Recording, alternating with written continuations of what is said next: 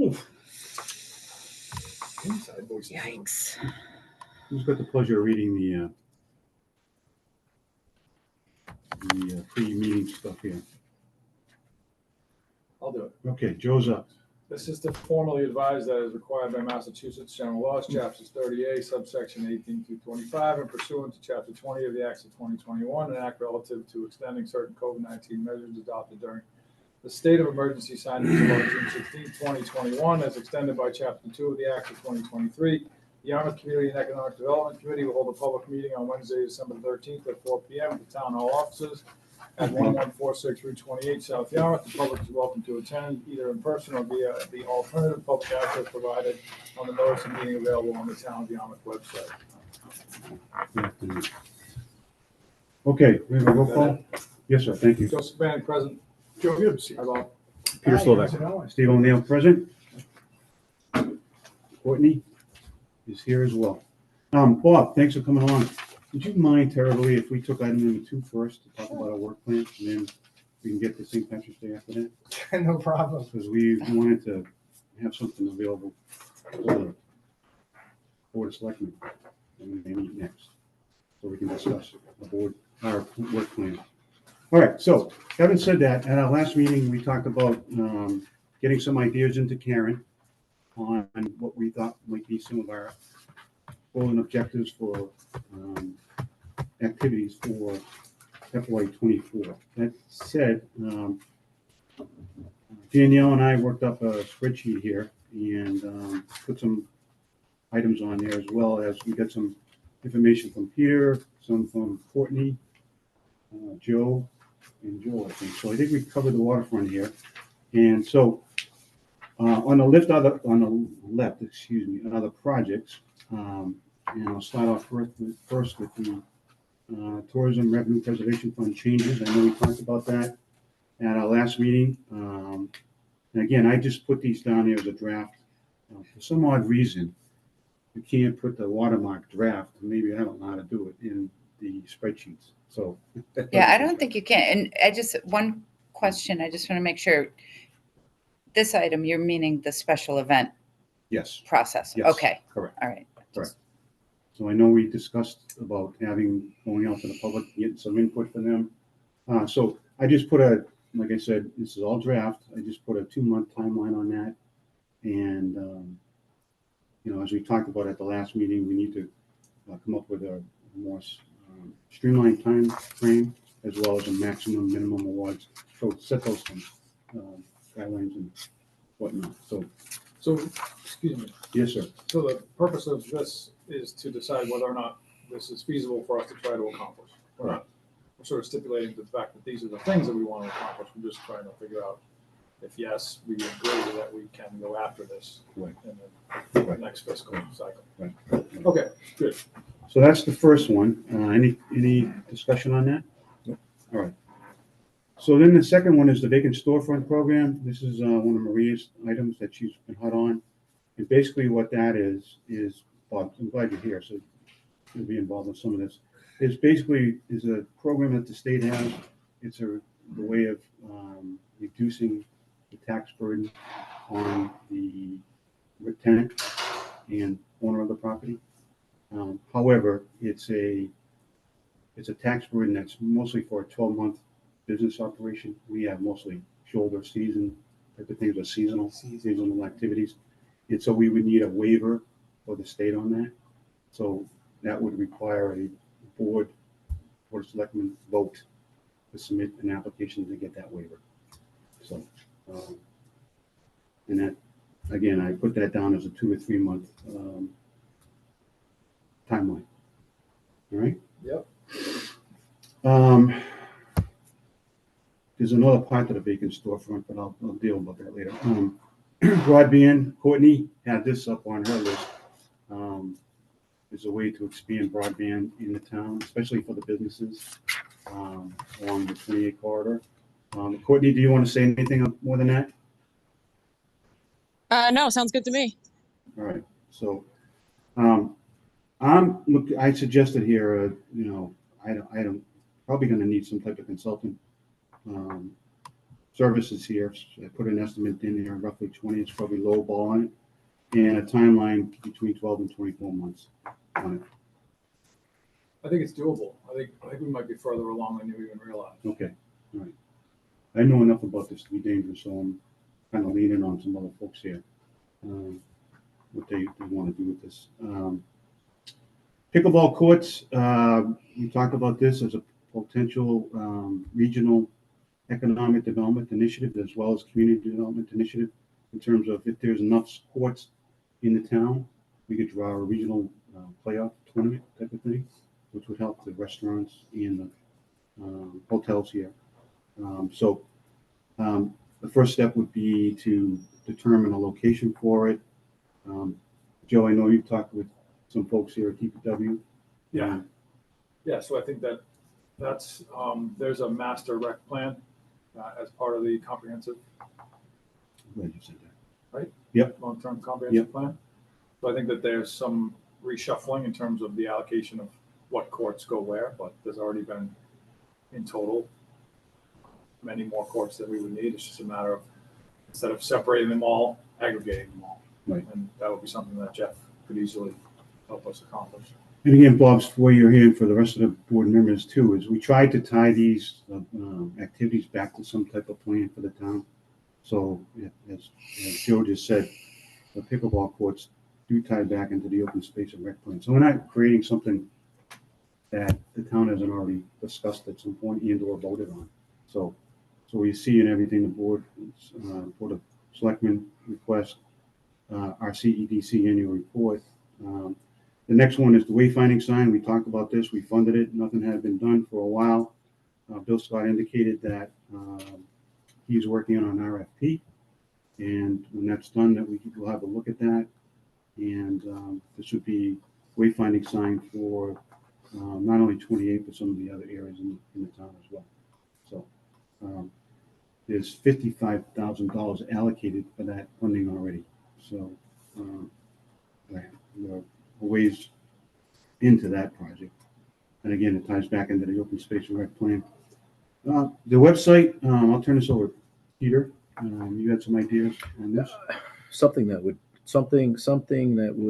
combine some of our economic development maps projects, putting it on one townwide map, more or less the commercial corridor maps, 28 Station Ave mostly.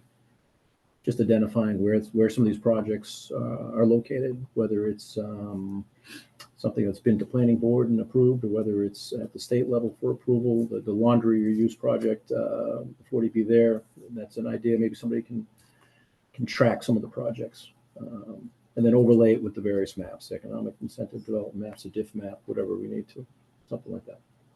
You know, So this would require some consultant services, I would think, and working with community development, planning department, probably we had a lot of the maps already. Buildings. Buildings, yeah. So the other side of that too would be someone to be assigned in the town to provide an update to these maps, right? The project's more than the maps, as the projects get approval, or whatever various stages they're at. I mean, it would be the inputting just a project with a link to what the project is and whatever else. I think Again- there's probably some parallels to what Bill wants to do. Right. Attracting people for the diff. Right.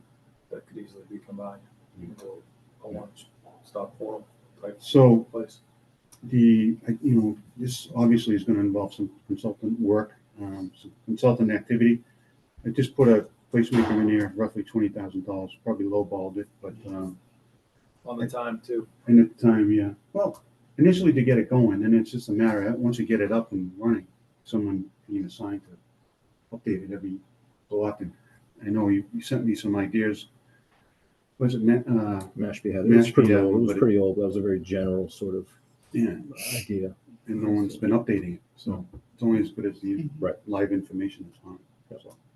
So, next one is drive-in site. Is any family items that might not get done there? We could work with Kathy and the planning board on that, right? So that's ongoing. Manatee School Utilization Committee, I know, Bob, if you have an update on that, but we're certainly very interested in that. That could be a big economic and/or community development driver as we go forward. I know there's been an RFP developed or is being developed. We'd like to have some input on that if we could, so at some point. Well, the process is that the selectmen are gonna put together a Matakees utilization committee. Committee, right? So they're gonna be in on that. Okay. All right. Is it appropriate for us to offer someone from this committee to be on that? That'd be awesome. Okay. That'd be awesome. And they are gonna be talking about that at their January 9 meeting. So I think that might be a great thing to bring up when you meet with them. Bill alluded to an RFP though, I think, at town meeting, that there was a town meeting on Matakees utilization. Is that happening? There may very well be, but the first step, selectmen wanted to put together a committee. Right. And so that's the first step. There's no, I don't have an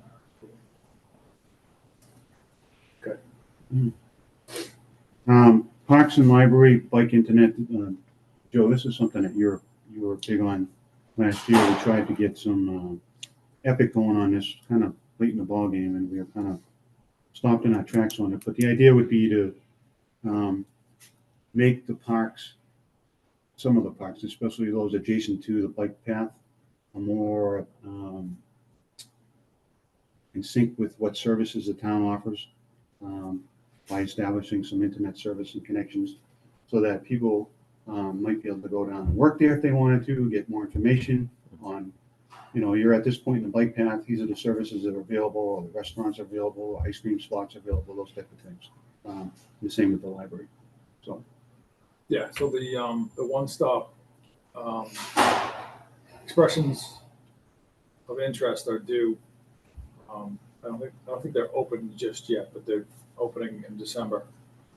So I think we would want to at least submit the idea and get some feedback from the state, whether it be a Commonwealth Places or a co-located workspace type grant or a combination thereof. Or maybe there's some infrastructure involved. I don't know necessarily, but yeah, I mean, we were talking about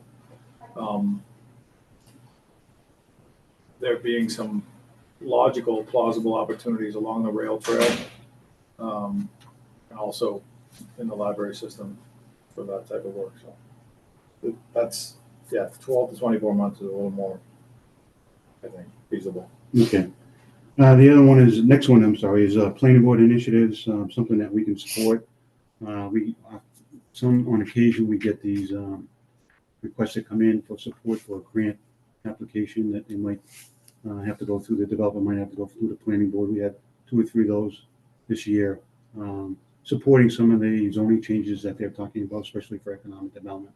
That's what I was talking about there. So that's kind of ongoing, wouldn't require any additional resources.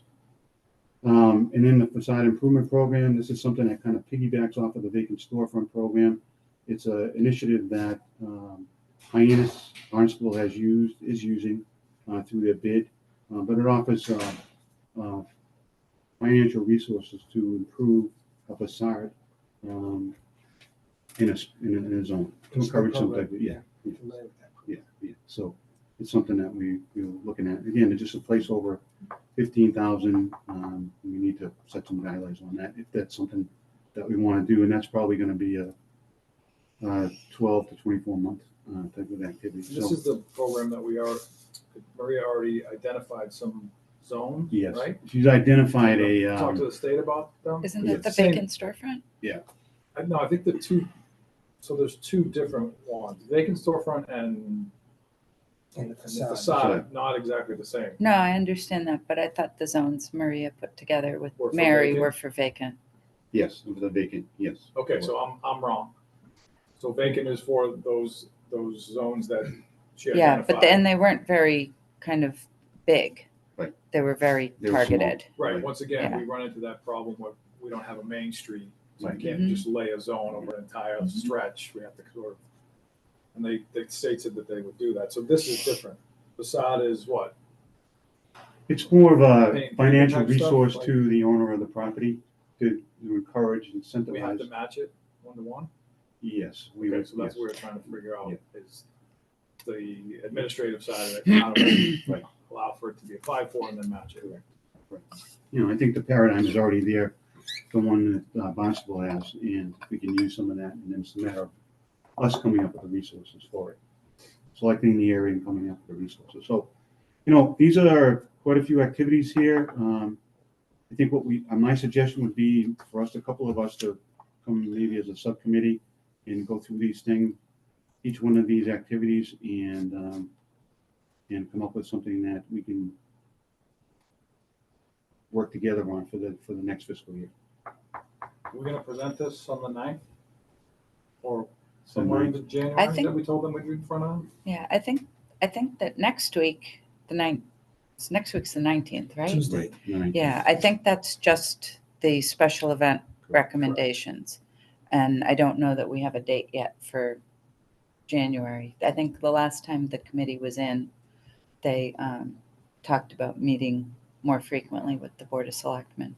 Right, And- but no, I also think, you know, we got a couple of things we gotta take care of on the 19th, but having that opportunity, I think it lends itself to, you know, having at least a general discussion with the selectmen about, Some of these things, in addition to the, tourism. and the fund and the projects that you guys would like to get active in supporting economic development on a broader scale, and you're exploring opportunities, projects to do that. We've got the thing to talk to them directly about.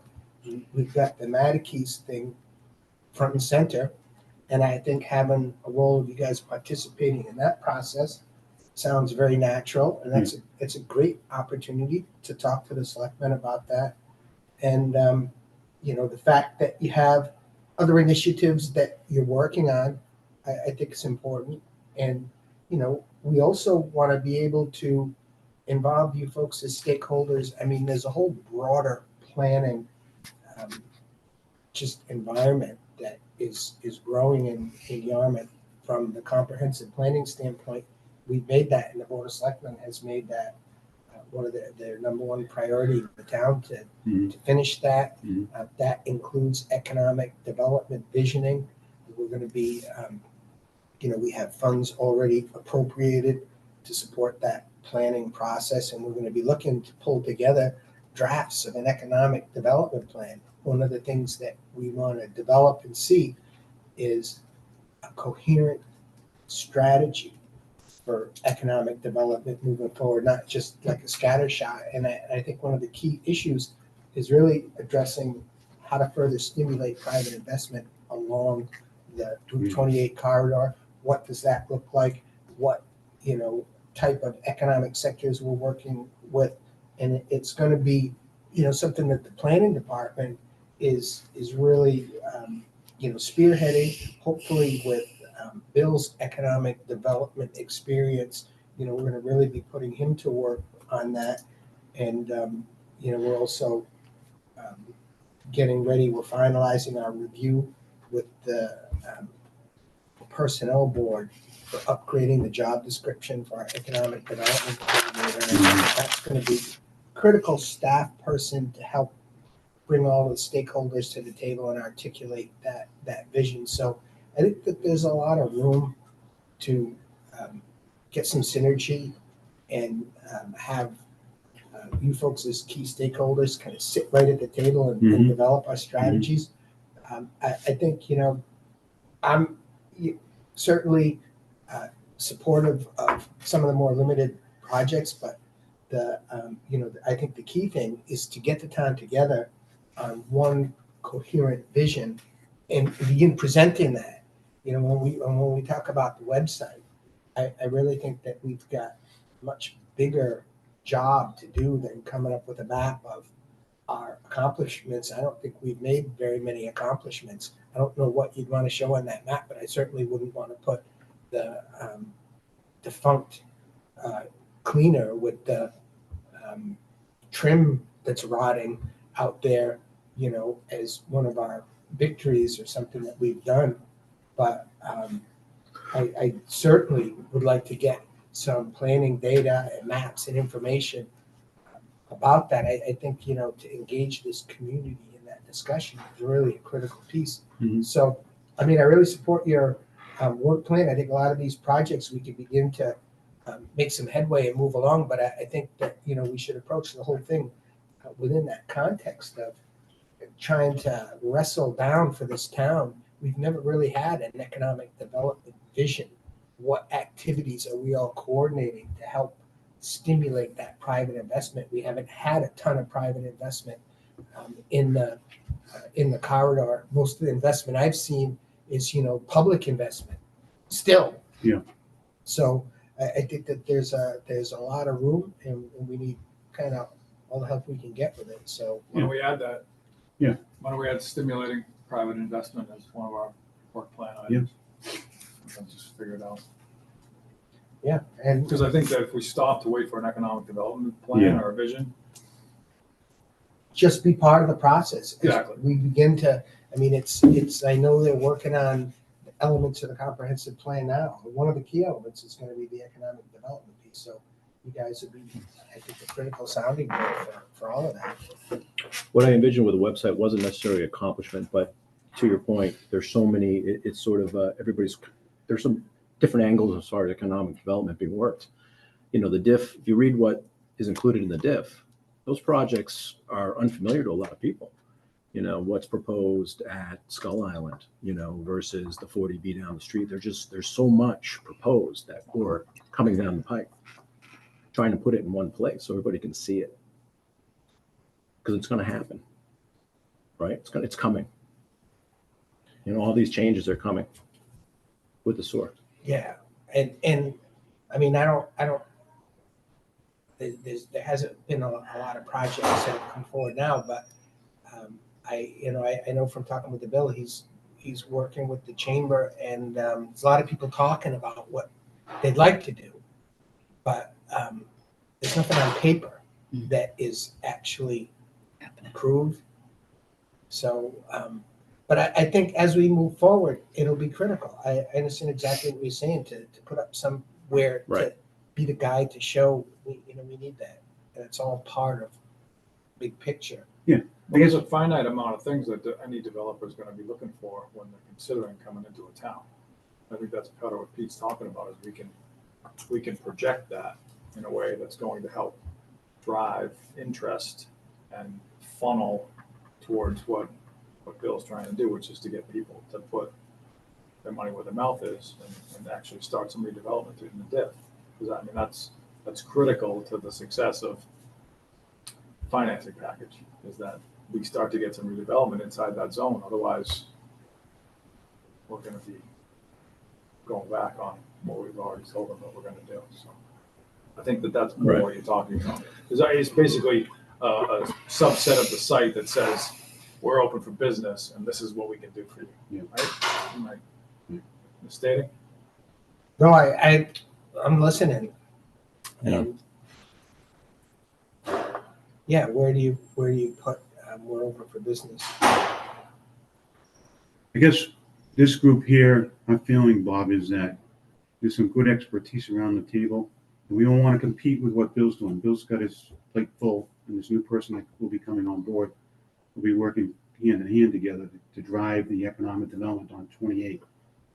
Some of the things that we're talking about for a work plan dovetails or enhances or supplements economic development, maybe not necessarily on 28, but in other areas that help the town as well. So it's community development and economic development, the two we see together. So there are some opportunities that we have available to us at the state, financial opportunities, grant opportunities, that, again, won't compete with what Bill's doing or the town's doing as far as driving economic development in the diff, in the corridor on 28, but helping these other areas as well. So it's all tied together. And Yeah. I would furthermore suggest that, thank you for asking us to be part of that overall economic development initiative, but I think everything that we're talking about here, as far as the work plan, would dovetail into whatever comes out of that economic development initiative. No, I think it's great stuff too. And, some of this I can see helping stimulate the public project portion of your, um, revenue preservation fund, where we're looking for departments to develop initiatives. And it would be great if we had, well, these are some initiatives that we're looking to get done. How can the town interact with us to Right, make right, sure yeah. that we, give a priority to these items? And that, that broadband one may be a perfect one. Yeah. If we had a plan, to do that last mile and make sure that the broadband is done, I think that the critical thing is we want to make sure we spend our money on the best solution, That ties back into something that the town has already worked on or is working on as far as visioning or any economic development initiative or plan or something. Yeah, and We're all saying the same thing. I know a couple of years ago that they had some funding for the state and did a lot of work on broadband, but there's still a lot more that needs to be done.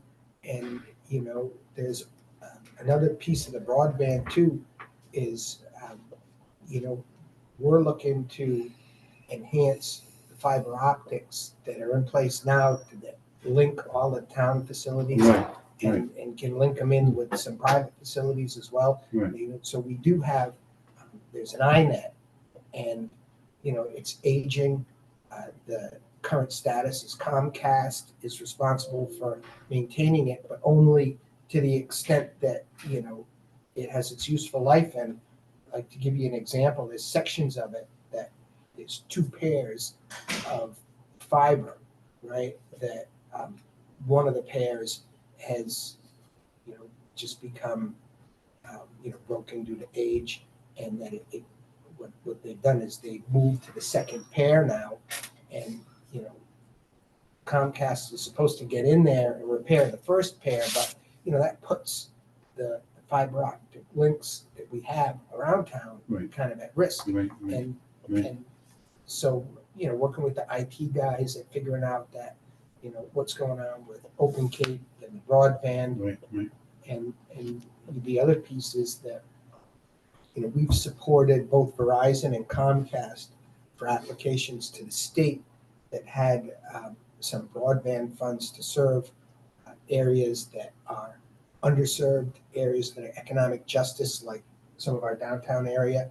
And so we're waiting to hear if they're going to receive some of this additional state funding to enhance broadband in our area. And so to, get that whole communication piece, the biggest part of jumping into the broadband scene is understanding exactly what everybody's doing right now and saying, okay, now if I had $50,000, what is the exact best thing I could do with this money right now to push this forward for Yarmouth? And to the extent that you guys are prioritizing that, and it's on the work plan, and we're trying to figure it out, we get the right people together.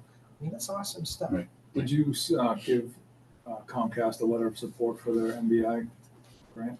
I did. And Verizon. So how many households is that? Because Hey, Dan. it says we're 99.9% covered. So, what is there?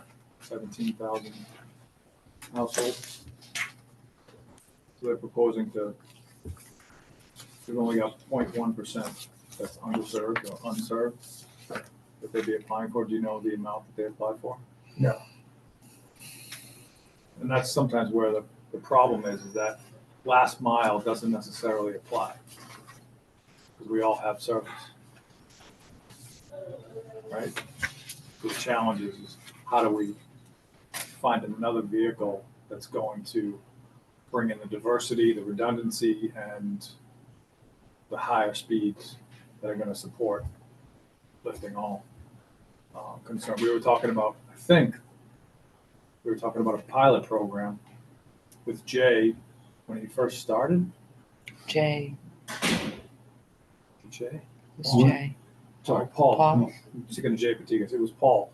The IT Paul. The IT Paul. He had just started working.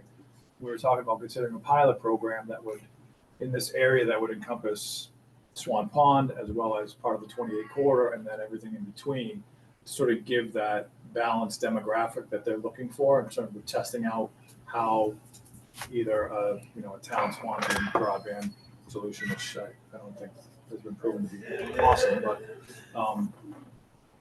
allow us to test how similar to a diff, how the commercial customers in that particular pilot area could then support funding a reduced cost to that other end of town that encompasses Swan Pond. So it would be easier and cheaper for those folks to connect at the same speed, where the commercial folks were sort of bearing the brunt of having that speed and that redundancy.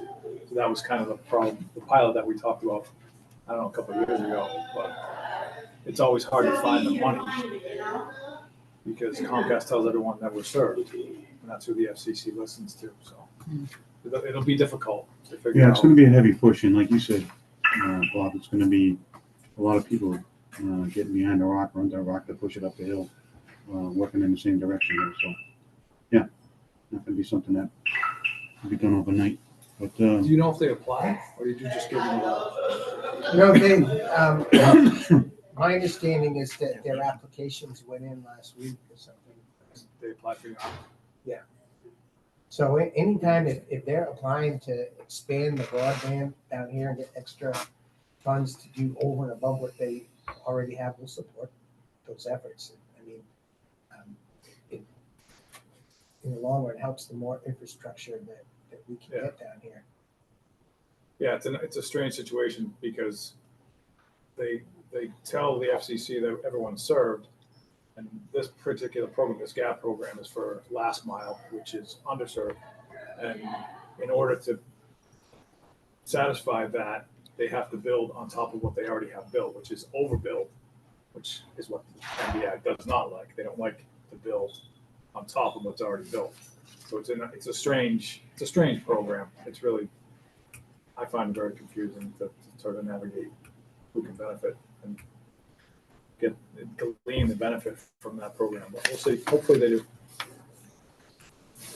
And I know Paul has also had a lot of discussions with OpenGate too. So, we felt that really was the best strategy for getting additional high speed down to some of the commercial entities. Yeah, and maybe that's where we go. Maybe That's that's where we go because the backbone runs right down 28. Right. So maybe it's a process of a program that would defray some of the connectivity costs. Yeah. Not necessarily the monthly service charges, but the problem is getting it from the pole to the person. Right. And that's, sometimes it's cost prohibitive. Yeah. At least And how as do you far as I finance understand. that? And what programs? I mean, Right, so that's the that would thing. be a help to work on that. I think there are some vehicles for that, but it's, Comcast is always getting in the way of that. All right. So then, Sorry. so a couple of things, and we'd like to get something to the Board of Selectmen sometime in January, correct? Yeah. The meeting, I don't know which meeting in January, I don't know. so we'd have to work with We'll have to work Karen. with, Yeah. In the meantime, we can meet amongst ourselves, a couple of us can meet, to finesse this a little bit more, right? Sure. And be ready to go when the new year starts with the Board of Selectmen on that. Yeah, good. All right. So I'll call around, see who's interested in sitting on the subcommittees to get this thing off and running. And this down the bottom on the left there is just, some of the things that we've been working on, staffing required, additional staff required, making sure we get the timeline nailed down as best we can, and some of the things. All right, good. I have a Good, Peter. question I'm thinking about. Do the motel rooms that are housing the migrants paid for by the state, do they pay rooms tax as well? Or are they exempt from that lodging tax? My understanding is they think they're exempt from it beyond the first 30 days. So they were supposedly paying it for the first 30 days and then they seek to stop paying it. But the issue is unresolved. And I can tell you that, the biggest problem is that they're the subject of a zoning violation. So what we've had to do is notify them of the violation. And then now they have, early in January, a hearing in front of the zoning board of appeals, which is, they're right through the process. That's the next step. They appeal it. And what we're hoping is that the zoning board of appeals backs up our zoning enforcement, and then we're gonna move those folks out of there. So I think the state would like to feel that they're exempt from everything, that they've just, sort of come in and taken over our town in that respect. But when we asked them about that, was their stated answer, that after the first 30 days, that they feel that they're no longer subject to that statute. And but apparently they don't think they're subject to zoning. They don't think they're subject to anything. And I tell you, I'm very, very upset also with, they've gone back to their not providing the town with any notification what's going on the site. We have to pull the information out of them. And that's what's causing the latest furor over rumors start that there's infectious disease cases that we didn't know about and had to find out. Well, people were tested negative, and but not receiving any of that stuff in the state. So it's a battle, and we're probably not going to see anytime soon. Those revenue collections, because the state collects them, and then if they're refusing to collect them, and they just don't respond to questions about it. So probably not. So the motel owners will go before ZBA. The motel owner Yeah. that's the subject of the violation. So the Yeah. state is really not a party to it. Yeah. They'll try to make themselves a party to it, but the owner has contracted with the state to house people there in excess of what's allowed under the town zoning. It's the 11th of January. And if not there, would they go elsewhere in the town? Well, I suppose they could do that thing where they stay in a different hotel for 30 days. Jump But around. and I can tell you is that I personally discussed this case with the governor, Yeah, as well as Ed Augustus, the secretary for Housing and Livable Communities, is the name of this new agency, and I can tell you at least, they won't give you anything formally, but informally, they've assured us that they don't seek to expand the program in Yarmouth. And I'm just saying, so that was our biggest fear, is that based on, the status and the off-season, so many motel rooms, that the town was particularly vulnerable Right. to these zoning violations that involve people, right. and that migrant program could have filled 2,000 rooms. I mean, if they decided they were going to take over Yarmouth to the fullest extent. Right. And of course, we were successful in beating off the first facility, which was not an appropriate facility due to code and zoning violations existing already. And so that was successful. And then they focused on the Harborside Suites and then told us that they would not expand the program, because that was right around the time where it was in October when I spoke to them, and they had capped the program supposedly at the end of October. And so they said with that cap, they won't be opening any other facilities. And I don't know if it's true at all, but what the Secretary of Housing and Livable Communities told me, that their game plan, which I haven't seen any movement on, is to move migrants into supervised facilities that will be more concentrated. And the Yarmouth facility is not considered a supervised facility. It's one of the facilities that's under the guardianship of the National Guard, right? So those National Guard people is in lieu of professional supervision. So it has been told to me that they have a desire to relocate those people, but they haven't made any movement. But I did hear today that they were going to close down the migrant housing at the base and attempt to relocate those people to another area. Let's hope it's not this area. Yeah, boy. And even better if they're starting to get around to moving some of these people to supervised sites, maybe they'll move our people too. But I don't have much information on that, but How Okay. successful are they in securing work visas thus far? We have the staff. Okay, more to come on that, the funding aspect of it. So, Bob, up number one, St. Patrick's Day Parade discussion and possible vote. sure. Before, so- I'm happy, after all this time to have a chance to meet with you folks and talk about the St. Patrick's Day Parade. There's been so much discussion back and forth and things like this that I want to clear the air on a number of things. Steve and I have had some discussions throughout the process, and I wanted to kind of bring everyone up to speed on what the status of that is. There's been, a lot of problems with the St. Patrick's Day Parade. I think that goes back even probably a couple of years, and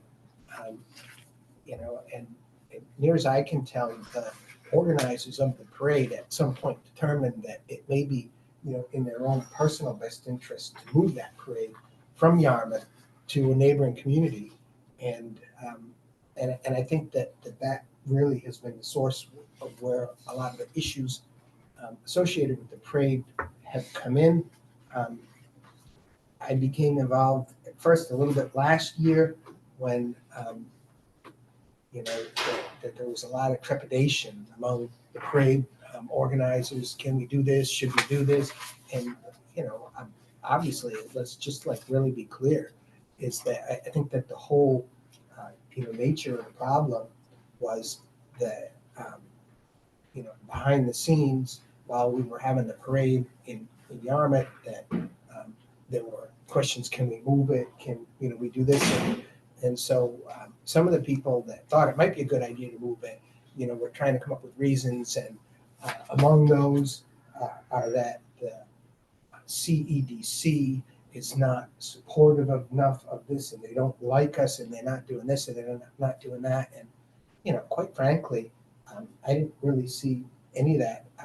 I saw an event that really was developed and nurtured by the CEDC, and the issues that we had were the administration of the parade and how, where they felt their best location was. And so this year came along, and, it was apparent from the start that the, idea that the parade could be moved, was really being pushed. And I think that led to a lot of, just strange behavior, not cooperating with the process that we sort of put into place, working with the CEDC. And then, of course, we received a note from the parade committee, which I think, interestingly enough to me, I mean, it was an email that was time-stamped and dated at essentially the precise moment when they were supposed to be in front of the CEDC requesting funding for this year's parade. And that, their indication was that, well, we're going to cancel the parade. And, it was obvious, after we discussed it, that, clearly, this was part of a move to try to get the parade in a different town and to make it look like the town of Yarmouth wasn't supporting them. But I just want to say from the start, I don't think that the CEDC,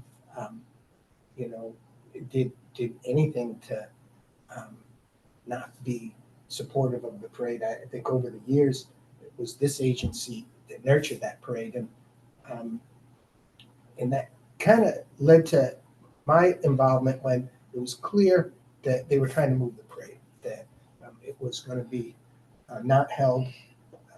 I got together and discussed it with some of the members of the Board of Selectmen that had expressed to me that they felt that as an event in the town, the St. Patrick's Day Parade was a premier event of Yarmouth, that really was one of our identifying events, that I was pointing out, we don't do a lot for Christmas. We don't do a New Year's thing. We don't do a an Easter thing or a Thanksgiving thing. We have a small Veterans, small Memorial Day. We have the, the Seacoast Festival there. But the one thing that we're very well known for, at least it's grown over the years, is we've got the St. Patrick's Day Parade. A lot of people know the town of Yarmouth for that, that they feel that people keep Yarmouth in their hearts all year long because of that, and it has a key place in the town. And so for that reason, I jumped in, contacted Steve, got, the background, and, found out a lot of the stuff and the emails and everything. It's just, really didn't ring true. I think that, folks were trying to come up with a reason why it was a good idea to move the parade. And then I contacted the parade committee, and I think our big issue, and one of the issues that I know the CEDC was concerned about, is that it seems with all of the discussion of, let's move the parade, it became this thing that we never knew that we could count on them. Are we going to have a parade this year? Are we going to have a parade next year? What's going to happen? And so what we sought to do is to try to see if it was possible, if the town felt that this was a premier event, to kind of stabilize it with home here in Yarmouth and not have it moved to Hyannis. A lot of us felt that, losing the parade to Hyannis would be a negative thing and not a positive thing. But we didn't want to just settle it for this year. We wanted to figure out what was going on for the next 2 years. So I had a lot of discussions with the parade committee, and it was Nicanor was here on behalf of the parade committee today, and also Desmond, the chairman of the parade committee, and we discussed these issues just openly and what the concerns were. And the bottom line is we come up with a plan that would, we still think it's feasible to conduct a high quality St. Patrick's Day Parade for this year, 2024, but also to cement it as a town event for a minimum of the next 3 years, so that we would know, everyone up front, beforehand, this would be an event that would be ongoing. The way I view it is that the CEDC really gets the credit for incubating this event, nurturing it along. I think we're almost at the point now, based on your work plan, the new events that you're trying to work with, the overall limitation of funding, that we feel it would probably be a good idea to work out a program, especially if we want to call this is a Yarmouth parade, a Yarmouth event. We want to put it into place for multiple years to try to spin it out from the CEDC and potentially set it up for future years. A lot of the cost comes from town-related costs for public safety details. Mhm. It costs an arm and a leg to shut down Route 28 for a few hours. Mhm. And we don't want to chintz that and be fighting with the police. Oh, you don't need to do this. You need to. But I guess the feeling is maybe we could spin this parade off from the CEDC, with you guys having credit for, creating and nurturing a real positive event for the town. Maybe place it under a special events line item in the selectmen's budget. It would do a couple of things. It would enable the CEDC to declare victory on creating a great permanent Yarmouth event, but turn around and focus now on creating new events that I know you've looked at a number of, real interesting projects that may turn out to be the new premier events. And we want to have, I know funds are limited. We want to have you guys have the ability to consider doing that, but without losing our other event. So it seems to make sense to do that, but we do need your support if we're going to do a parade in 24. We haven't had a chance to put our budgets together. I think if we move it to a different budget, another benefit would be, they need to know with the parade, like when it gets to be into November and stuff, everybody gets awful antsy because all the bands take off and you really need to book them in the summertime. And if we moved it into another budget, we could have funds to support them available in July, do a contract with them, and say, look, this is how much support you're going to get, and then they could sign a contract and get people booked. So that's another helpful part about transferring it out. But the key is for the 24 parade, we couldn't pull it off, I don't think, without the support of the CEDC. And we looked it over and things, and what I don't want to do is interfere with the programs of events that you guys have been working on all this time. I've seen them. We're going to bring them into the selectmen, hopefully have them vote them on Tuesday. It's a lot of great events. We've sort of targeted some of the money that was unallocated from a couple of years ago when we had, a lot of money flowing around, from the extra revenues. I know that you guys have some money from last year that's left over from the administrative piece that wasn't funded. We hope that you could keep those, reprogram those, but we're hoping to target some of that unallocated previous money that's hanging around. And we'd like to fund the parade for FY24 and have an amount of $50,000 that we set aside to cover all of their costs. It costs them about maybe $75,000 total to put on the parade. So that's kind of the lion's share of the parade. But at this late date, it was kind of our effort to take that action to cement this and put to bed this issue that I think people have been kind of working behind the scenes talking about moving it to Hyannis for the last couple of years at least. And what we want to do is put that to bed. We want to have the parade organizers in agreement with the town. This is going to be a long-term Yarmouth event. It's one of our key events, and fund it, move it forward. But like I say, not have it clog up everything that the CEDC is doing. And we think we could have maybe a more easier process if we do it out of the selectmen, maybe earlier in the summer. We don't have to have everybody sending emails and things like that. So that's the basic idea. And, the benefits of it is it cements long-term what we consider a premier event. A lot of people love, a lot of people come out and see it. It provides long-term stability for that program. Lets us put the funding in place earlier so that we can hopefully get the whole thing wrapped up by the middle of the summer. Takes the pressure off of CEDC for, frankly, having to babysit that event every single year, and allows you to move on, incubate other new events, and I hope that you don't lose sight of too the part about I think you guys have the victory in this of creating a great event and spinning it off. It's something that can last for the town.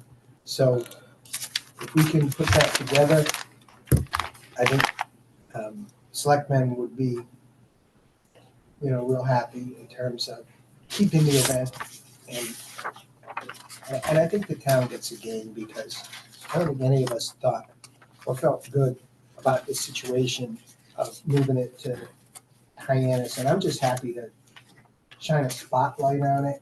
I think there was a lot of secrecy involved in these secret talks, and are we going to move to Hyannis, and who's going to pay the money, and how are we going to do this, and and all that stuff. And I just assumed put that right up on the table, and I did with the parade people, and I think that they understand that Yarmouth is the place this parade belongs, and Tom can hopefully speak for the committee that they're on board with that, and so that's kind of the long and short of it. Okay. Before I ask Tom, I want to ask any of the talk, if there's anyone when the committee wants to say anything? The Seaside Festival people may not be happy to see, because they've been here for at least 45 years. 44, this will be the The 44, I was 45th going to say, year. so I was at least, I remember the first one at Yeah, age 9. yeah. So to not, to sort of get leapfrogged as they've been around so long, you know, but. So how does the Seaside Festival lose in this? No, they don't lose, but I think just they're not funded as percentage wise of their budget as much as the parade is. You know, if I was on the Seaside Committee putting that hat on, I guess that would be my argument, would say to selectmen, why don't you take our project into our festival into your budget, you know, and fund it maybe to a greater percentage of what it costs to operate it. But that's not what we're discussing. I'm just making a point that the Seaside Festival people might not be. Seaside also gets the use of all of this property to park cars for like $5 or $10 a car at the town hall. Right, and that's a good point you're making. Is that And like, it's like, I mean, we support the Seaside Festival, and they do a good job, and they, you know, Yeah. they make revenue off a lot of what they do too. Yep. You know, the problem with the parade is they really don't make money, Well, you know, and it costs, and a lot of the costs, right, is we charge them all the police costs, and it's more of a show. So it's you know, because you know we don't want to lose the Seaside Festival. No. We love the Seaside Festival. No, they just may not be as happy because we couldn't fund them as much as they had wanted. So, you know, they might come back and ask for maybe some of the same love. I think he's also talking about the precedent that you're setting with the historical events that have traditionally been funded out of this committee in Yarmouth. there's what the gentlemen are talking about, Bob, is that we gave a haircut to every applicant of the 9 applicants that we awarded money to. We gave a haircut to every one of them, and no one received 100% of what they asked for. So the question now is before you is if we were to go before the selectmen and say, hey, we got 60,000, we're going to fund the parade at 100%. These other applicants, these 9 other applicants, are justified to come back to us and say, hey, what about us? We want to be funded at 100% as well. That's number one. So there's some issue with that that we need to recognize. Well, of course, what I'm saying is that we're gonna, if we take that out of the CEDC mix, then it allows us to focus on what the public safety costs of holding a parade are, right? And that is more like, kind of like a selectman thing. Yeah. And really what you're doing is killing the parade as far as being a CEDC funding item and taking their clothes and splitting them up among these other groups. And I think, you know, if somebody wants to come back and say, what the hell is the Cod Fest? And why are you giving them so much money? And I've been here 50 years and you're not giving me as much. You know, I think that's something that they can talk about. But as far as us taking that and saying, look, CEDC money's not going to be used for that anymore because it's more public safety oriented, we're gonna farm that out to the selectmen. You know, what we're doing to keep it alive for this year is this year alone. And these other groups are going to continue to be supported year after year.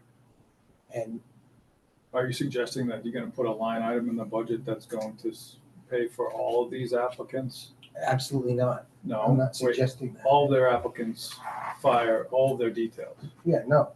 So the parade gets their details paid for. The other applicants have to pay for their own details. Yep.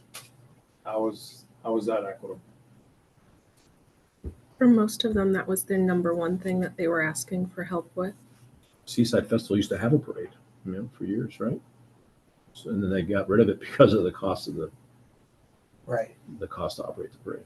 Maybe if we'd handled that differently, we'd still have the Seaside Yeah. Parade. And I think that's what we're trying to do is avoid the loss of this parade. This is our town parade. Nobody else has a St. Patrick's Day parade. You got to go to what, Newport, to the closest one, Boston, and I guess they're all good arguments of why can't you do everything. I don't know why you can't do everything, but I think the idea is that if there's premier events that are associated with the town, do we want to lose it? Do we want to give it up, or do we want to keep it? Well, premier is subjective too. How are you gonna tell the other applicants that their event's not premier? This is our That's just only an opinion, parade. right? Yeah. So because it's a parade, it's premier? I don't know that they'd agree with that, and I don't know that I agree with that. It's 2 hours in March. All of the other events that we've given our support to are multi-day events, without exception. And they're also applicants that participated in the process fully. Whereas the parade was decidedly not a willing participant in any of this. So to go outside of that process and then to be rewarded with an annual line item in the budget seems somehow difficult to reconcile.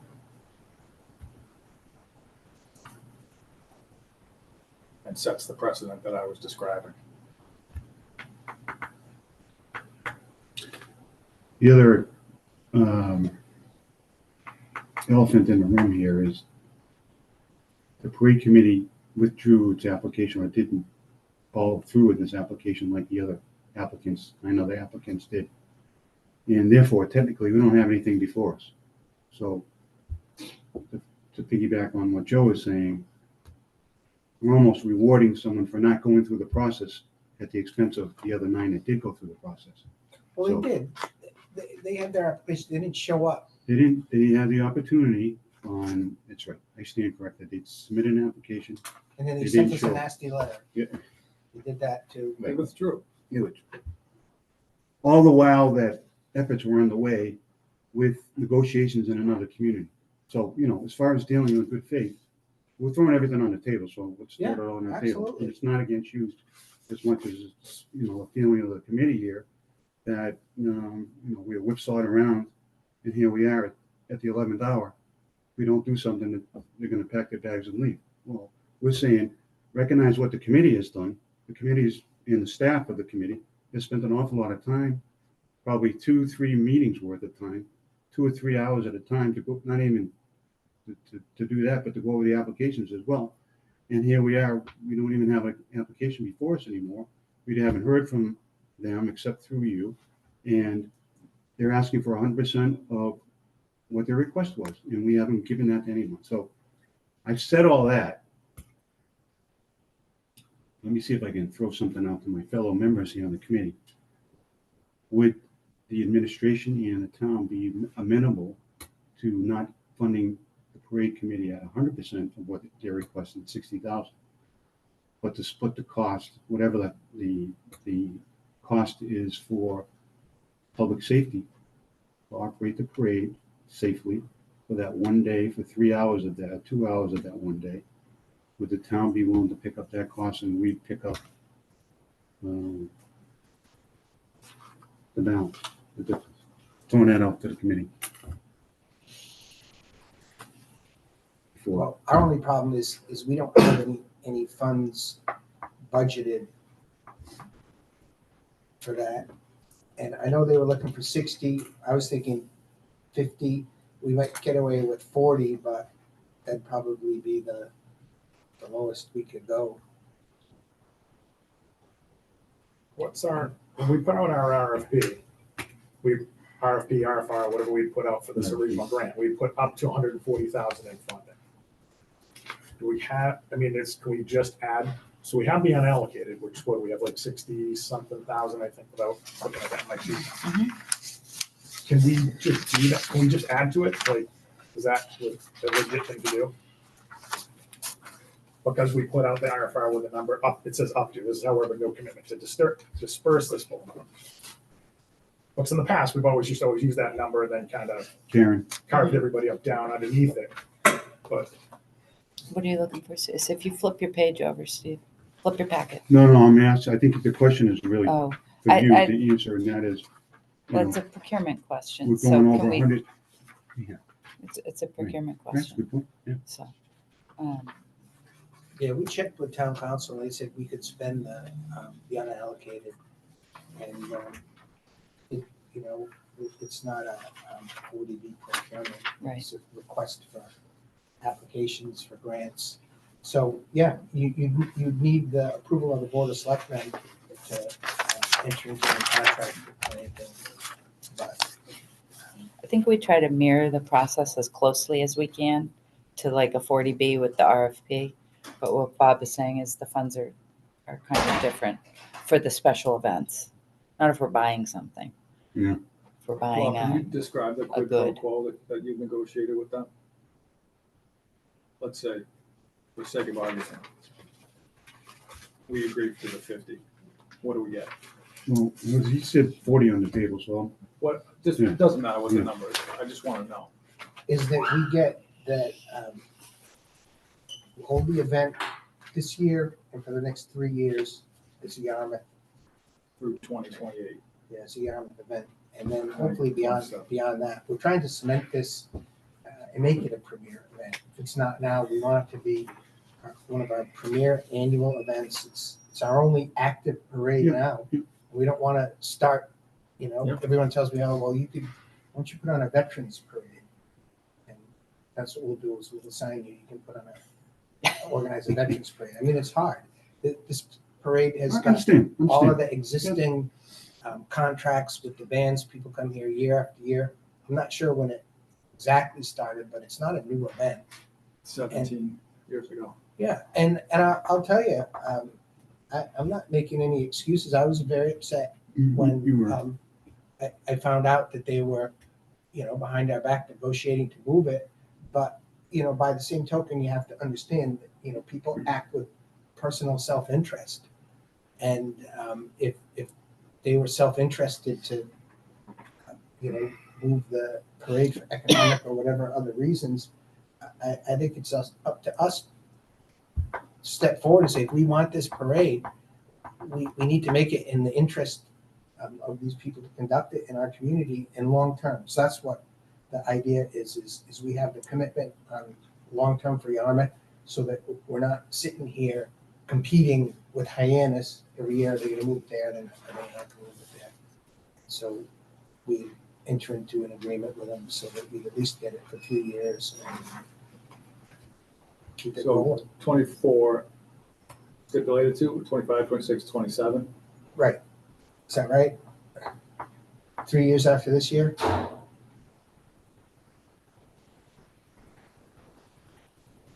Are they going to call it the Yarmouth St. Patrick's Day Parade? Isn't it already? No. No.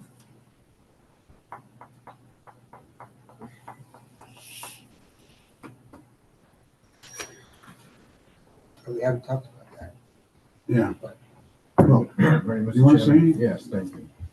First of all, I heard the National Guard comment today, but going a little history, that on December 13th, 1636, the National Guard was formed right here in the Massachusetts Bay Colony. So it's 380 years old today, which is very important for those people that pay attention to that. The next history part would be the parade started in Dennis many years ago, 19 years ago, 18 years ago. And used to cross the bridge, which is very hazardous to all participants because of Mother Nature. When the legislation came into effect in 2008, and the money to run a parade was very costly, we took advantage of this act, this legislation that came before us, and our town decided to go for it. Now, we weren't too educated on that time about what parades do. A parade is a little different than any other special event that happens anywhere.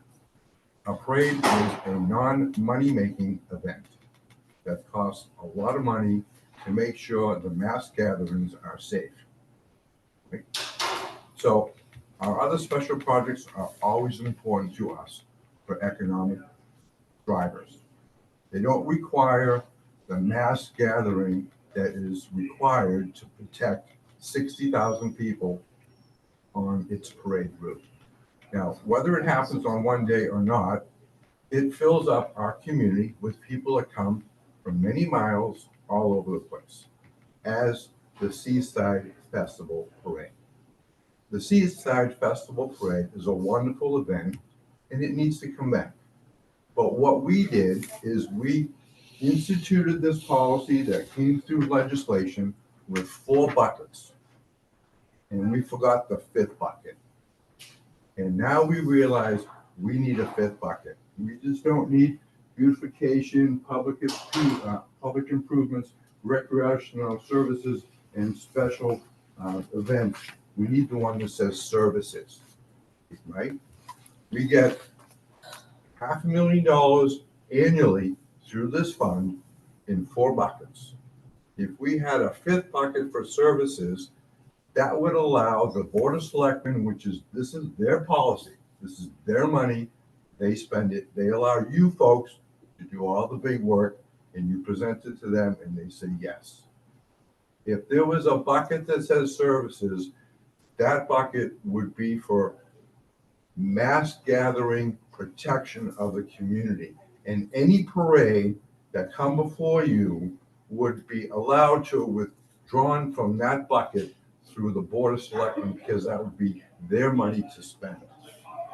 So it's an educational process for us as the parade, because over the last many years, we have gone through transitions between parade committee members and town administration.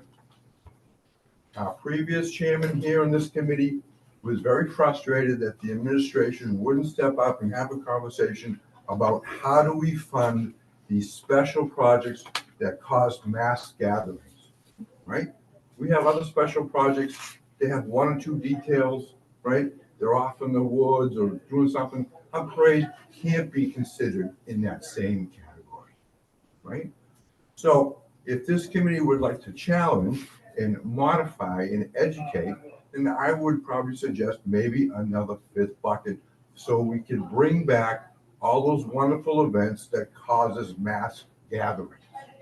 Now, I was at my police crime watch meeting today with the chief and all the other officers, and we had a great meeting. And I asked them, I said, what does this parade do for you guys to protect our community? Well, over the last number of years, they have gathered our community response plan, right? They have people from the whole region coming to Yarmouth to protect our citizens.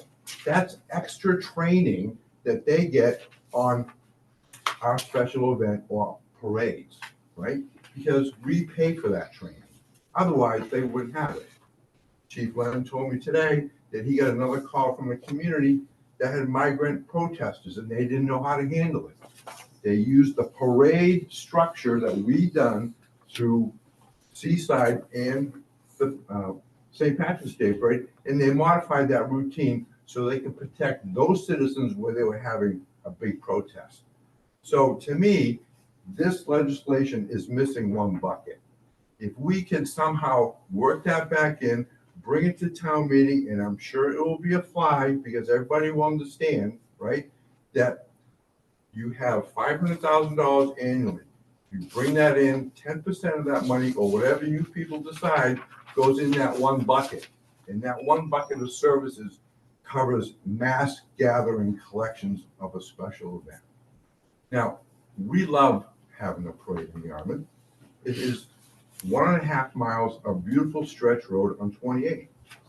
The Hyannis, it would have been a mess. Dennis was a mess. Yarmouth is the perfect spot for a parade. And Joe, you know, being part of the Seaside Festival Parade, it's a wonderful strip. It's a wonderful strip.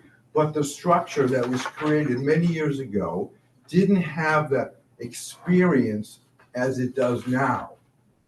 We've had this legislation for over 10 years, and we know we're missing a pie, right? So we wouldn't, at least I'm talking from the parade committee standpoint, we would be very happy with 20. And also, let me just backtrack. In 2008, our applicants were 1 or 2 or 3, I believe.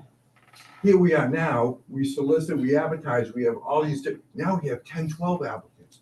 How do you split the pie and you still have 500,000?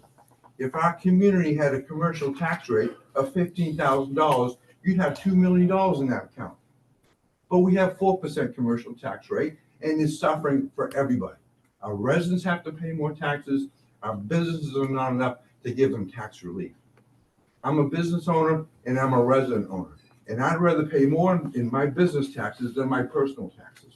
But we don't have that. We will get there one day, and we will be back to where we were in 1970 at 15% commercial tax rate. Tom, Okay, so can I ask Tom a I question? just want to say, yeah, before, can you hold your question? Sure. As far as this mention of services, I think it's a moot point, especially Bob, if your idea takes hold, and that is moving it from tourism revenue preservation funds into the tax levy budget or the overall budget of the town. So it's a moot point at that point. So Well, I think that, it holds the committee and the legislation harmless.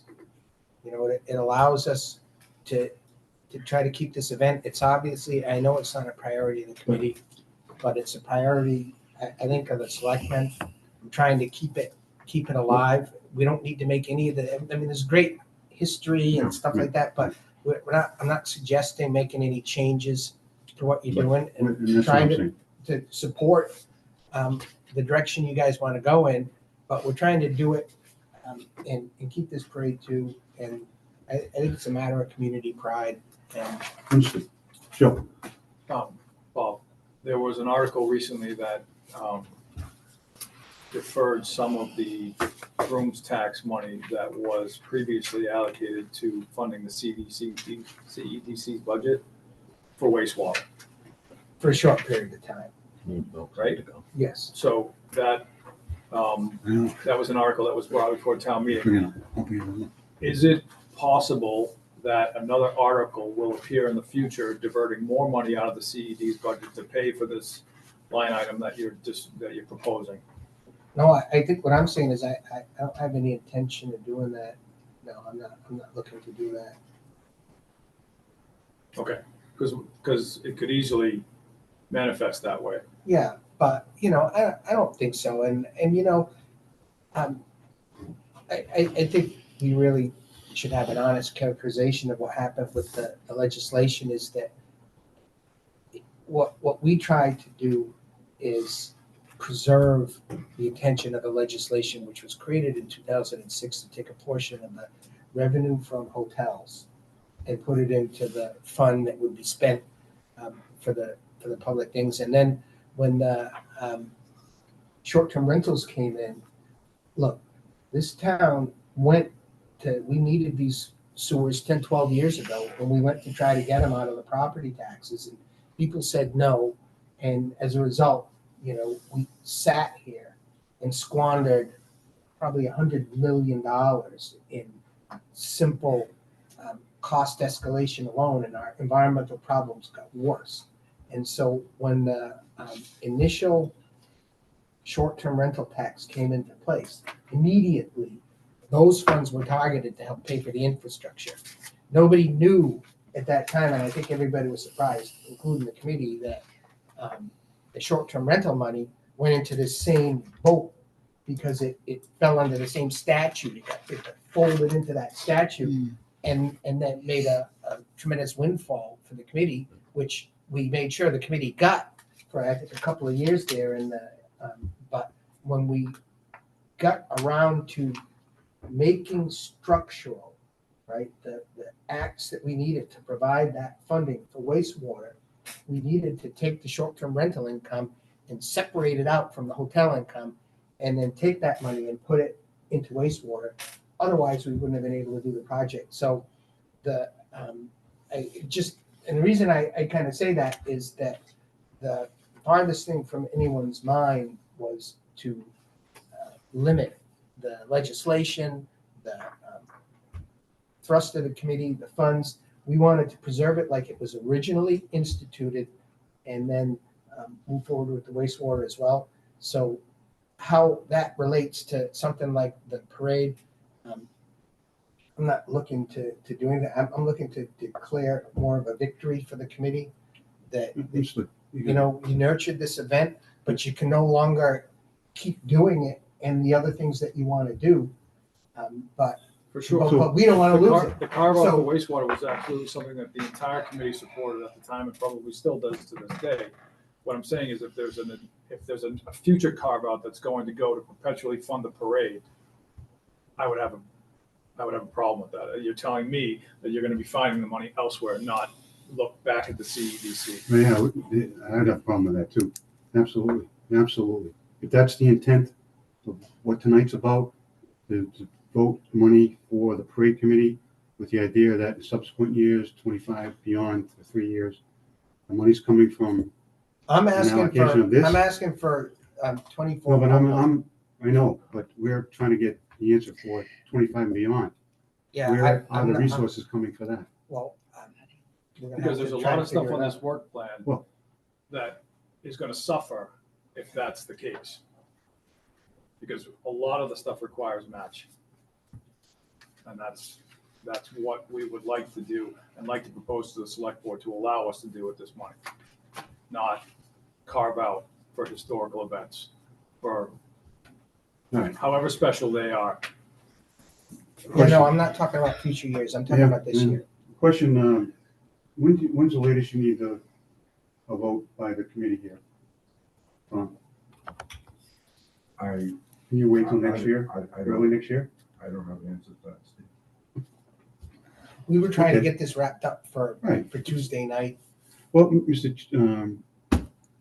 Administrator, we have, one of our members has to leave, so does the committee want to take a vote before he leaves, or do we want to discuss this some more? I haven't heard from Tom. I have more to talk about. You can form without me.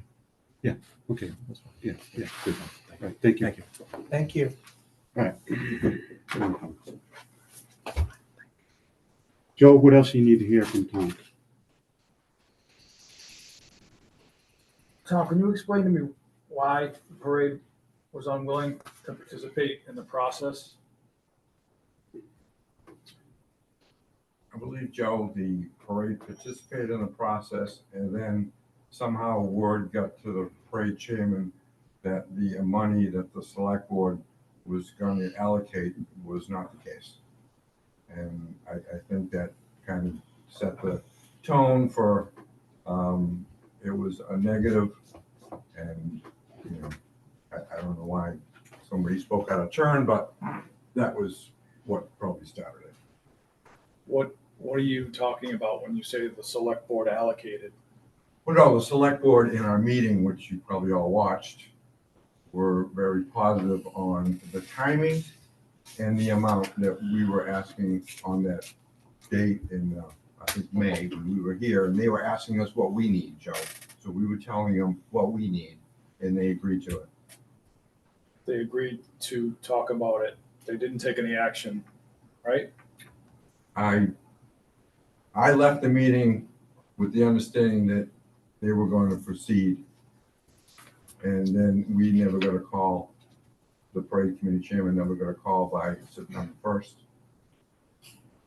And I think that we only asked for two things in that meeting in May, was an amount and a phone call to let us know if we could start planning the parade and reserving the participants in the parade. Because on short notice, the year before, when we had a staff problem, we waited till January. And it's just kind of hard to do a mass gathering event in 60 days. So some of that doesn't make sense, Tom, because in Okay. that meeting, the committee chairman testified to the fact that he already had most of his bands signed up for the following year already because of the popularity of the parade. So that doesn't necessarily jive with what I saw Most of in the the meeting bands don't. minutes on. And I would also say that the select board took no vote, and they also made it clear to the chairman and to the parade committee Mhm. that they wanted them to continue along Mhm. with their relationship with the CEDC and make being a part of the process that was in place also very important. They stressed that as well. And I'm Absolutely. asking you why, for whatever anecdotal reason you have, someone's nose got put out of joint. Why was the parade feeling unwilling to participate in this process? Well, I don't know, as you said, but I think the communication at that meeting was laid out. And I think this problem stems from many seasons ago when we couldn't wrap our arms around how to pay for public safety security without taking it away from the event. The Seaside Festival Parade had the same problem. We no longer have a Seaside Festival Parade because we couldn't wrap our arms around how to pay for this mass gathering. It's not a special project as some of the other ones we have. This is something that involves the regional headquarters of emergency management. No, I appreciate that. I don't think that's part of any of this conversation. Every single No, I'm applicant, sorry, I do, because we But every don't single- allow that. I get it. I understand the problem as it relates to the parade, but every single applicant that wants to run an event in Yarmouth has a line item budget that is similar to the parade for public safety. And I don't think I think that argument is absolutely valid, and it's something that we need to address as a town for the viability of this event, other historical events, and future events. Because right now we're recommending to pay ourselves back, and that to me is not economic development. It's not community development. It's something else, but it's not that. So I agree with you absolutely wholeheartedly that the challenges that these events face with regards to the public safety aspect of it is something that needs to be addressed. I think you would also agree that from your experience in this town and from your experience on several committees and paying attention as you do, that sustainability is something as a word that select board members and others have been talking about with regards to this tourism preservation fund. And for us to shepherd new events to the point of sustainability has always been a laudable goal for this committee. It hasn't really been affected that way, but I think that we've been asked to refocus our efforts on doing that and make it so it's not a historical award, so that we can foster the growth of events and the growth of community instead of hanging our hat on the same 9 events every single year. I don't disagree that those 9 events have value, but it's a tug and pull. And the requests that have gone out of the parade committee have continued to increase. The CEDC has given the parade over $300,000 in its lifetime, and you're no closer to sustainability than before. And I understand it's a free event, and I disagree that all parades are free, because a lot of sponsorships, a lot of entry fees, a lot of things can be done in terms of raising money to fund these events outside of running a raffle. And those types of things, those types of activities that the committee could have been doing over the past 15 years, it doesn't seem as though has been a priority. What has been a priority, at least in the short term, has been trying to circumnavigate the process. And by complaining the most, now we're contemplating rewarding it for the bad behavior, however the bad behavior manifested. And I don't know if you agree with that. I certainly don't. So I'm just confused by a couple of different things that are being proposed here tonight, and I see the potential for additional bad behavior as a result, because we're showing ourselves to be open to that type and to be rewarding that type of behavior. And I don't think that's what this committee is all about. If I can respond, Mr. Chairman, thank you. Yes, sir. according to our sheet right here, the parade has only been funded 13 times. The Seaside Festival's been awarded 13 contracts. They have 259, we have 297, right? So we know that there's not the whole process, but there's some of it. And out of those 13 times, I think the Seaside Festival lost 4 of them with no parade. These are different types of events. The community and the 3,500 hotel rooms are full in March for the whole weekend when this event happens. The motel rooms on the off season, which this legislation specifically points out for shoulder season activities to come into the community and have an economic major development impact, hits the mark. But these were some of the problems that we had with your application, Tom, is that the numbers keep going up. Every time someone comes and talks about this parade, the attendees go up, the hotel rooms go up. And we wanted an opportunity to ask you those questions, to have you justify those numbers to us, and you refused to participate in the process. You just went around us. That's not right. And that's why I sound the way I do. I understand, Joe, and historically, we've been providing as much data as possible, right? But 60,000 people at a parade is not how many people are at the parade. There's 20,000 people at most in Yarmouth that live here. So we're talking about the entire Cape in the middle of March comes to the parade. We're talking about 3,500 rooms on St. Patrick's Day weekend. It's not possible. It's not what happens. I just want to clarify that, and again, I'm not here to apologize for the parade committee, but they did not go around this committee. They went to Hyannis. It was me that went to Hyannis and told them I wanted them back. Okay? It was not the parade committee that came requesting anything from us. They sent a letter saying that there's no more parade in Yarmouth. And we stepped up and said, we want a parade in Yarmouth. But big to differ with you though, just if you could. They intentionally they went around the CEDC by meeting with the Board of Selectmen and attempting to acquire from the Board of Selectmen without any input at all from the CEDC, funding amount and the date by that amount. So That They didn't did. happen either. that I didn't mean, happen. That's I my was point. at the No meeting. action was taken on that. I was at the meeting and the CEDC. That didn't happen, but they asked, The they made the request. CEDC was at that meeting, was invited to that meeting, and the parade was No, invited. We were to- not invited to Was that meeting. invited to that meeting That's by the not Board true. of Selectmen to be awarded a citation for offering the parade. And at that time, they indicated whether truthful, not truthful. They said what their issues and problems were moving forward, the timing of the funding, all of those things. And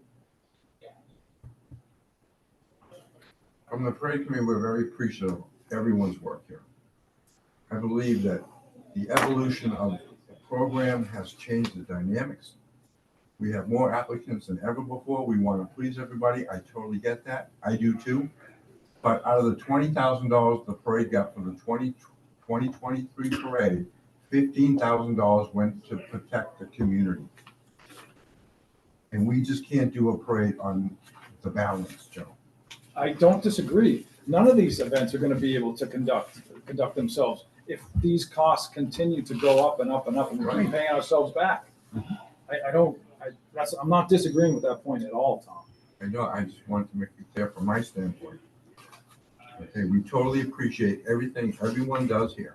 We've had a wonderful run in Yarmouth in the parade, and I think we did our job on filling the rooms and making sure everyone had an off-shoulder season, wonderful time.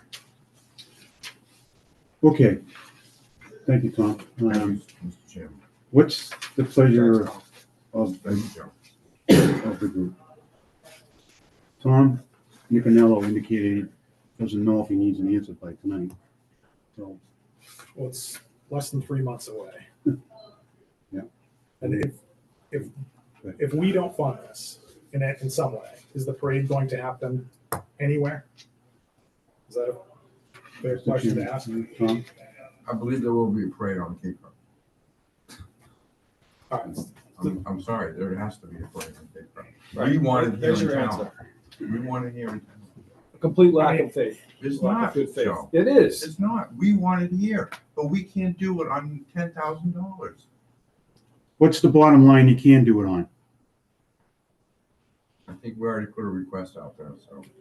if That's you not what I'm folks- asking. I understand. You've withdrawn it, as a matter of fact. If you folks could, you There know, will be a parade on. The administrator said that there's $40,000, potentially going down to $40,000. Can you do the parade for $40,000?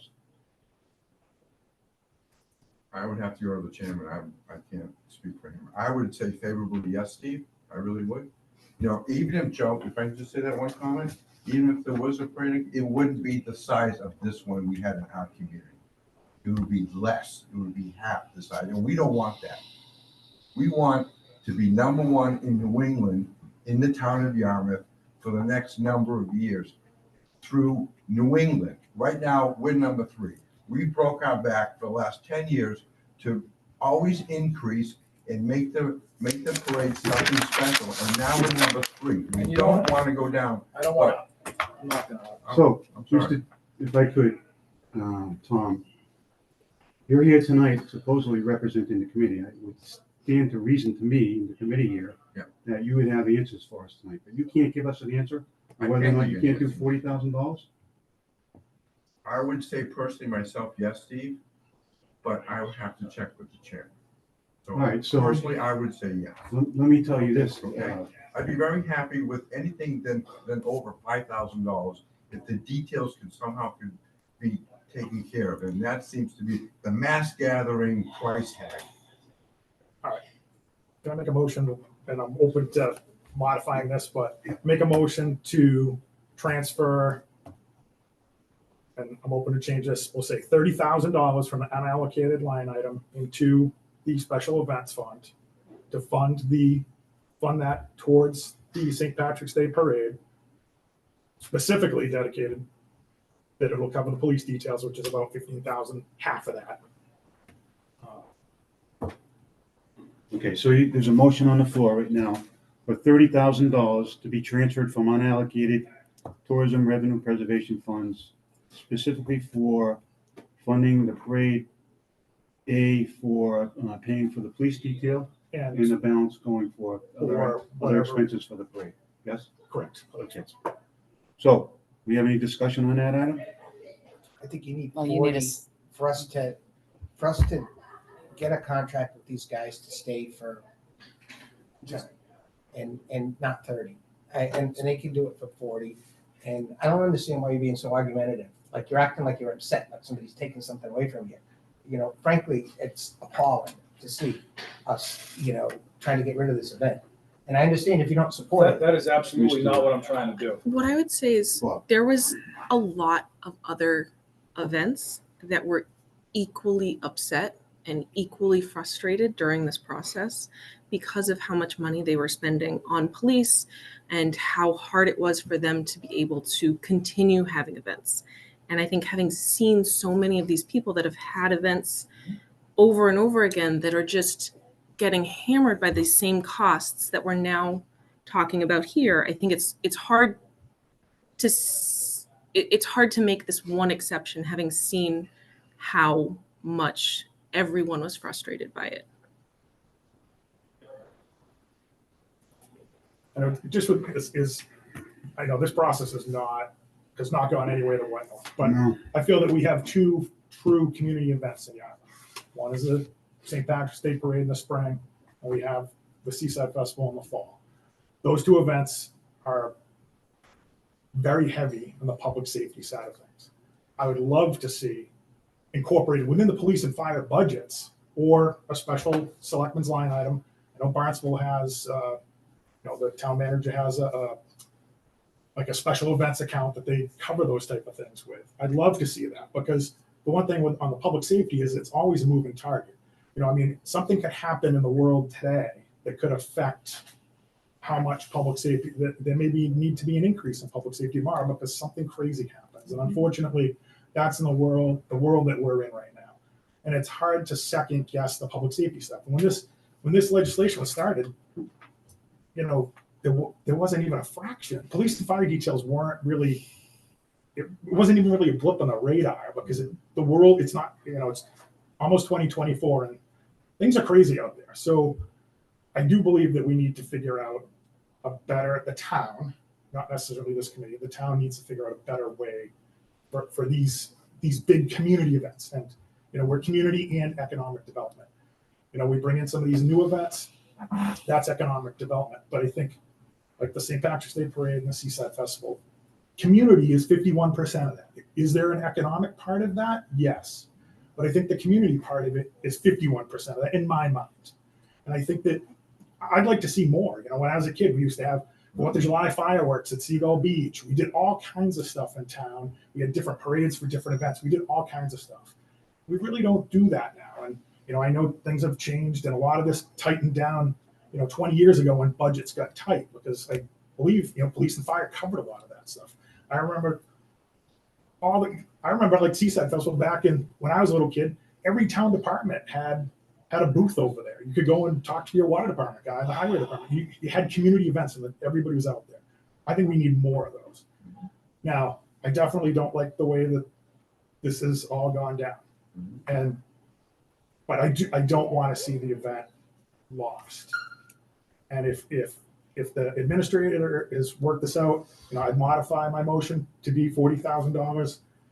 That said, the thing in my mind is this is either going to be, and going forward, this is either going to be completely 100% within the process that everyone goes through, or it's going to be completely taken out and the town is going to handle that with their own funding. And granted, I'd love to see the public safety part of this completely removed from our equation altogether, and only events are coming to us for marketing, how to make it bigger, how to make it better, how to draw more people, not the public safety part of it. I'd like to see the town absorb within the town's confines, within that. But right now, to not lose this event, because I believe it's one of our 2 community events that I consider it. I'd like to put the motion on the table. I'll modify it to 40,000 as recommended by the town administrator here. If the selectmen want to up that or down that, then that could be their choice. And again, I'm just putting this on to move. Okay, so we have a motion on the table for 30, which has been modified Say to the 40. 40s. Is there any more discussion on that? I have a question for the town administrator. We have here a representative from the committee who can't answer the question. So do you feel comfortable at the 40,000 is sufficient enough for them to hold their parade in the town in 2024? Yes, absolutely. I think they can do it with 40 and also keep the 3-year commitment to keep it locally.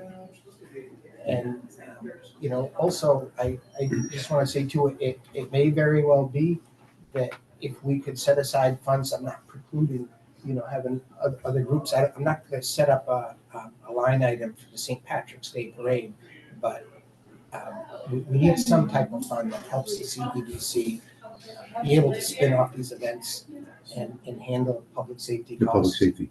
So, in the future, at some point, it may be available to other events and things like this. We just know right now, we're trying to solve this problem and not move the parade out of town. And I just want to say, I agree with you to the extent that, we should probably just say, hell with the parade. But, they've been going behind our backs long enough, trying to get a better deal and more money to move it to a brighter pasture. But, we had to kind of do some soul searching and step back and say, hey, look, we don't want this parade moved to Hyannis. Hyannis doesn't need a parade. Yarmouth needs a parade. We lost one because we couldn't fund them good enough. And we want to continue to work with Seaside, keep that, Right. All right, so we have a motion on the floor. Oh, go ahead. I'm sorry. I appreciate you saying that. I have lived in this town for a long, long time, so I don't want to see it lost either. That's not my intent. I just am a little bit caught up in the machinations of how all of this went down. No, It doesn't sit well with me I know this is ultimately it's taxpayers' money that we're recommending that the select board spend. And, you know, we all want to see good and new and sustainable events in Yarmouth. And we all want to have a place where we can go and something that we can be proud of. And I don't know if you'd like to amend your motion again to have the parade renamed. But that might go a long way Well, in let's- smoothing over some Can of we the do that bad as separate? feelings. Can we do a separate motion on that? Sure. Okay, so we have original motion for $30,000 for the parade for 2024, St. Patrick's Day Parade 2024, has been amended to $40,000 based upon input from the administrator. And with that said, I will take a roll call. Second. Is there a I'm second? sorry, second, thank you. Roll call. Who had the Second. second? He can't, thank you. Joe Manning, aye. Joe Gibbs, aye. Danielle Nicolai. Steve O. Courtney's still on there? Courtney? Courtney, aye. All right. Good. So we have a parade committee now. Is there a motion on the floor to rename the parade committee? I don't know, I think it has to be a question we have to ask Tom first. before- Okay. Yes, Mr. Chairman, I'd like to just tell you a word about that. We live in a region, it's Cape Cod, and we like to have all our 15 communities participate. I've been sending out notices, and town administrator's been helping me to try to get other select board here in our community. And we always say it's a Cape Cod St. Patrick's Day in Yarmouth. So we want to be inclusive to our 15 other communities, and we like to have more participation in those communities here in Yarmouth, celebrating our St. Patrick's Day. All right, thank you. Does that include additional revenue from the other communities? Absolutely. Okay. We would like to see that. We've been trying to do that. You know, one thing I'd be remiss if I didn't say, a lot of us were very upset about moving the parade. We didn't want to go to Hyannis. And I know that there were members of the parade committee that were working on that and not telling us, and we know that, right? And I just want to say, Tom Nicanello wasn't a part of that group to move it, and he was the one that I had an initiative, and I had to go down to Hyannis and talk to these people, and we did, and Tom was having him be a Yarmouth person. I think put a lot of pressure on them to stay in Yarmouth and to agree to keep it in Yarmouth.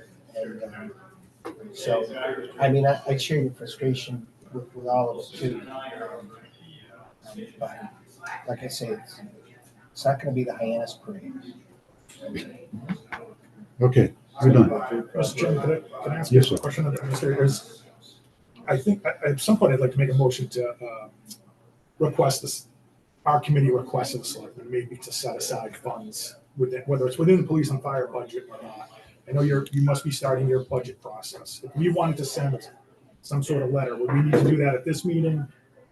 You know, whether it's the increase, to cover these public safety costs of these events.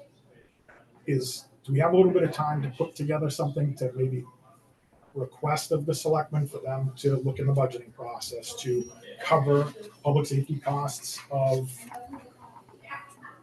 I don't want to necessarily say every special event, but at least our large community events. Yeah. Or do we need to do something like that right now at this meeting? Or do we have time, because I know you're probably right in the middle of budget, so I would assume right now, getting ready for May. We have some time. I have a plan for that. And I'm glad you said it. I think what we do is we have the recommendations from the CEDC for your program for 2024. and we're going to talk about that Tuesday night, and we're also going to talk about the St. Patrick's Day Parade. And it's my intention to kind of introduce publicly to the Board of Selectmen what we proposed here and how it would work. And I'll say it right out. And what I was hoping is to create a situation where we're all on board. We've got the Selectmen on board, we've got the CEDC on board, and the plan is to do exactly that. That the CEDC, although they did not have to, the the matter was sort of outside their normal process, has agreed with a program that would involve providing the funds so that we can have a parade in 2024. And that what we would do is, moving forward for FY25, set up additional funds outside of CEDC in the selectmen's budget for the purpose of helping assist with the special event costs. And that we have, primarily, we know we need to fund next year the parade out of that. Maybe in future years, we could extend it to other events. But first have to come up with the funds. But we'd ask them for their support to do that in the budget. And then when I submit my budget at the end of December, hopefully I'll have those funds highlighted that they're going in there to do that. And I think that we should wrap that up next week because my budget process ends December 31st.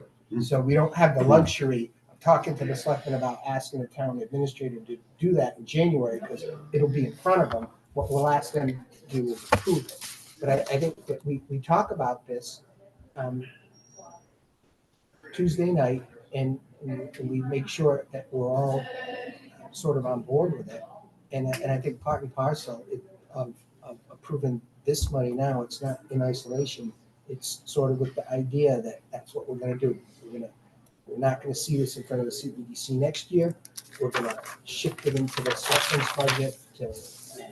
So it would be a funding source other than CEDC resources. Correct. Okay. So from what I'm gathering, he doesn't need a letter from us Right. unless you Okay. want. Right. You're I going to was- introduce it on Tuesday night. Yeah. Right, but we're going to talk about it. Right. Right, and I was going not so much for just St. Patrick's Day parade. All It's of them. just Right, everything. Yeah. public safety With- for all of these, at least the larger It's the events. most of their budget. It is Right, a when you're huge looking at portion of 10 or every one of their- 15,000. And we could bring that percentage Per to the one. meeting, because it's. Yeah. it's like We have I it. don't even know. It's I don't either. massive. 50 to 80,000, I think, I recall. Less than that. I didn't see Yeah, that. when you looked at all the requests, yeah, it It's was under a 100,000. crazy amount of, when you looked at all that public safety stuff. Yeah. So that's where I was going. I mean, I think funding the St. Patrick's Day parade future is one discussion, but I think just the public safety part of it. And again, the world could change tomorrow that could put a 20% increase on public safety and need for it, in 2 weeks.